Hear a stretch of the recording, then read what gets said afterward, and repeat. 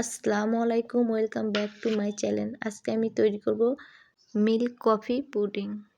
তো আমি এই পুডিংটার জন্য এখানে আমি 3 কাপ পানি নিয়ে নিয়েছি আর 1 কাপ চিনি নিয়ে নেব। কফিটা তিতা হয় অনেক সময়, জন্য চিনির পরিমাণটা একটু বাড়িয়ে দিবেন। আর আমি 1 কাপ চিনি নিয়ে নিয়েছি আর 1.5 চামচ কফি পাউডার দিয়ে দিচ্ছি। তো কফি পাউডারটা দেওয়ার পর ভালোভাবে নাড়াচাড়া করে এটা মিশিয়ে নিয়েছি। এর মধ্যে আমি দিয়ে দিব 3 চামচ আগার আগার পাউডার। এই আগার আগার পাউডারটি তরল জিনিসকে জমাট বাঁধাতে সাহায্য করে। যে কোনো মুদির দোকানে বা সুপার শপে এটি পেয়ে যাবেন, দামেও অনেক সস্তা। তো এটা আমি নাড়াচাড়া করে মিশিয়ে নিচ্ছি এবং চুলাতে দিয়ে 2টা বলক আসা পর্যন্ত অপেক্ষা করব। তো বলক চলে আসছে, এ পর্যায়ে এসে আমি এটা একটি ট্রের মধ্যে ঢেলে নিব। তো আমি এটা ঢেলে নিচ্ছি।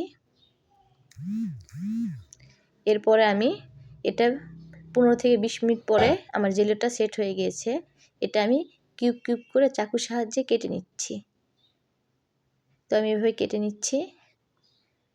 তো আমার জেলিটা অনেক সেট হয়ে গেছে সুন্দরভাবে, দেখুন অনেক সুন্দর লাগতেছে। আমি এটা হাতের সাহায্যে দেখিয়ে দিচ্ছি কেমন হয়েছে। দেখুন কতটা সুন্দর হয়েছে। এরপর আমি 1 কেজি দুধ, গরুর দুধ নিয়েছি আর এটি আমি আগে থেকেই ঘন করে ঠান্ডা করে নিয়েছি। আপনারা চাইলে পাতলা দুধও দিতে পারেন। তো আমি দুধটা ঘন করে ঠান্ডা করে নিয়েছি। গরম দুধের মধ্যে কিছুতেই আগার আগার পাউডার মিশানো যাবে না, এটা দলা পেকে যাবে। এজন্য আমি দুধটা ভালোভাবে ঠান্ডা করে এখানে 4 কাপের মেজারমেন্টে 4 কাপের জন্য আমি 4 চা চামচ আগার আগার পাউডার দিয়ে দিয়েছি।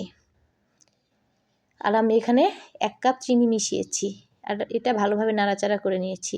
আর এখানে দিয়ে দিলাম 1 চামচ চা চামচের কফি পাউডার। তো সমস্ত উপকরণ এইভাবে নাড়াচাড়া করে এ পর্যায়ে এসে আমি চুলাতে এটা বসিয়ে দিব। আর এটি বলক আসা পর্যন্ত আমি এটি এভাবেই রান্না করে যাব। তো এখানেও বলক চলে আসছে। তো এইরকম 2টা বলক আসার পর এটাও আমি চুলাটা নাড়াচাড়া করার পর বন্ধ করে দিব। তো আমার এটা হয়ে গিয়েছে।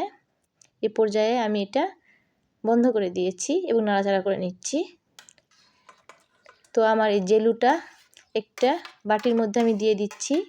এরপর আমার যে দুধটা এটা এর মধ্যে ঢেলে দিচ্ছি। তো 30 মিনিট এভাবে রুম টেম্পারেচারে রাখার পর এটি আমি ফ্রিজে রাখবো 2 থেকে 3 ঘন্টার জন্য। এরপর আমার পুডিংটা একদম সেট হয়ে গিয়েছে। দেখুন দেখতে যেমন সুন্দর, খেতেও অনেক মজা।